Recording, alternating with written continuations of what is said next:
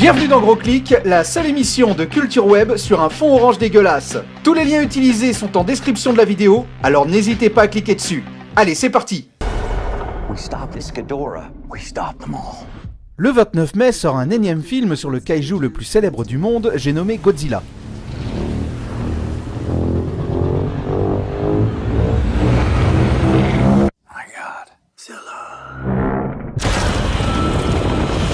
Aussi beau qu'un étron géant qu'aurait chié un Popeye malade, le gros lézard japonais revient régulièrement dans le cinéma moderne avec plus ou moins de réussite. Le film de Michael Dougherty ne nous emballe pas plus que les autres, mais cela nous importe peu puisque ce sont les créations des internautes autour du monstre qui nous intéressent ici. Gros Clic spécial Godzilla, c'est maintenant. Screen Junkies avait déjà épinglé le film de 2014 dans son Honest Trailer, notamment sur le temps de présence de Godzilla à l'écran ainsi que sur la performance de Bryan Cranston. Yet barely contains any Bryan Cranston, and even less Godzilla. Seriously, there's less than 20 minutes of it. We counted. Get ready for the tease of the summer, bringing you the king of the monsters like you've never seen him before. Obscured by water, hidden in smoke, barely visible through masks, shot from really long distances on television, and shrouded in near constant darkness. Oh wait, here we go. Aww. There's his dad, whose wig is almost as bad as his Japanese. CinemaSins s'était occupé du cas du Godzilla de 1998, dénombrant les invraisemblances du long métrage. What did you see, old man? I guess lighters are like Babelfish. This Japanese guy understands a French guy speaking English all of a sudden. You know, the old listening to headphones so he can't hear the carnage going on around him cliché is stupid enough to begin with, but even stupider when he somehow can't feel the vibrations of a f***ing Godzilla stomping right outside his vehicle. Movie cliché number 15. There's always one dumb bastard who instead of running stands and gawks at the alien robot monster Godzilla thing. Si la chaîne Cinéfix a du budget, elle le garde sûrement pour les putes et la coke, mais certainement pas pour ses homemade trailers, comme l'atteste par exemple celui concernant le Godzilla de 2014. And that you want to help them. Well, this is your chance.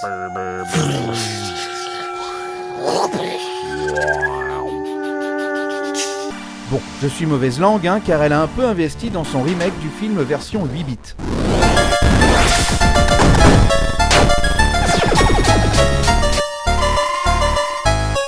Côté animation, la chaîne ADHD s'est demandé ce que serait Godzilla si on lui avait donné la parole.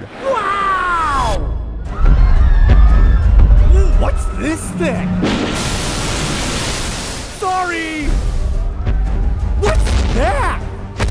Whoopsie-daisy! My bad!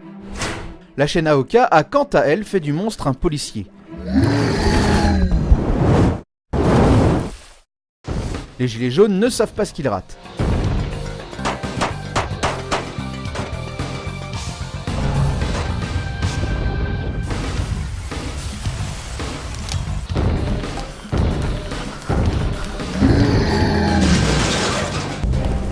Le monstre est si important dans la culture populaire que l'Office du tourisme de Philadelphie a transformé ces deux légendes, Benjamin Franklin et le cheesesteak, en deux kaijus s'affrontant dans l'espoir de vous faire venir dans la ville.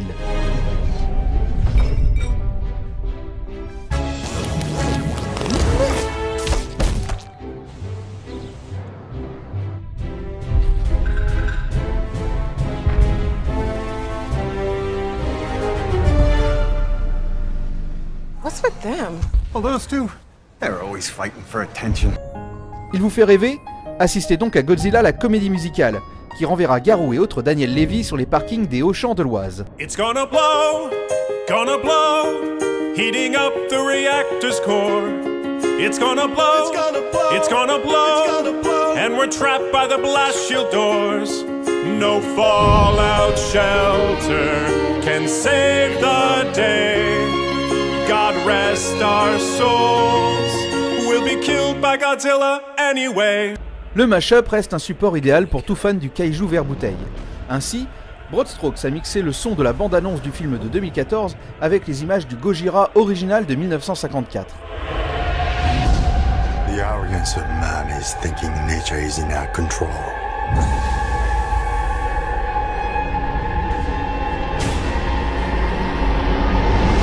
Les fans des années 90 préféreront l'adaptation de Chérie j'ai agrandi le bébé, réalisée par l'équipe de Cinéfix.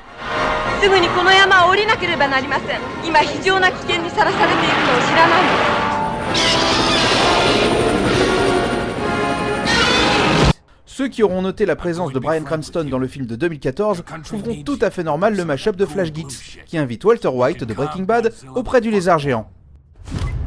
Jesse, we have to cook.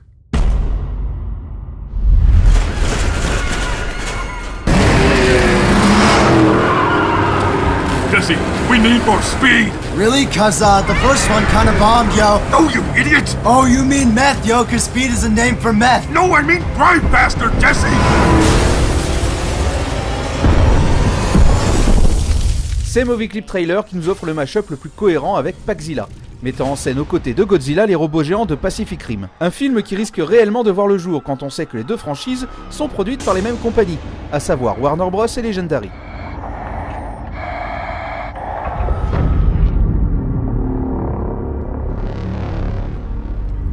Let them fight. Les internautes sont aussi impressionnants quand ils se mettent à étudier d'un peu plus près Godzilla. Shinobu Yoshino s'est demandé ce que donnerait une attaque du premier Godzilla dans le Tokyo moderne, lorsqu'il ne mesurait que 50 mètres. Effectivement, c'est moins sexy. Car il faut rappeler que Godzilla a grandi au fil des années, comme le prouve ce graphique de Craig McLean. Danielle Venton, elle, s'est attachée à l'anatomie du monstre et a demandé à Andrew Ray d'illustrer le fruit de son travail. Tout ceci pourrait paraître inutile, mais le site Air and Space pense le contraire. C'est pourquoi la journaliste Rebecca Maxwell a contacté l'US Air Force de la base aérienne Kadena à Okinawa, afin de savoir comment les militaires pourraient répondre à une attaque de Godzilla si elle devait avoir lieu.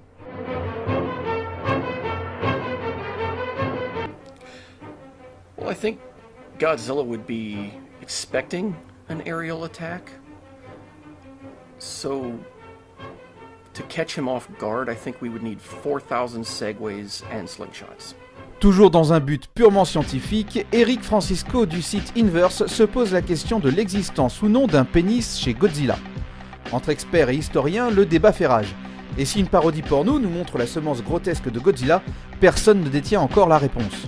Autre interrogation d'importance capitale, Godzilla peut-il faire du patin à glace ? C'est ce que s'est demandé Rhett Allain pour le site Wired. Il nous apprend alors, grâce à ses calculs sur la pression et la densité de la glace, que ça dépend de la forme des patins. Merci Rhett.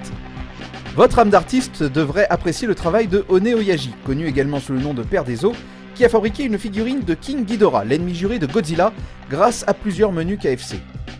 L'Instagrammeur Kieran Murray, lui, met en scène sa bromance avec le monstre sur le compte Ryan Godzilling. Près de 15 000 abonnés suivent les péripéties de Kieran et Godzilla, nous rappelant que sous la grosse croûte verte de ce dernier se cache un petit cœur tout frêle. Tout cela pour rappeler qu'avant les sorties des films américains, Godzilla c'est avant tout des films japonais, produits à partir du milieu du XXe siècle par la Toho.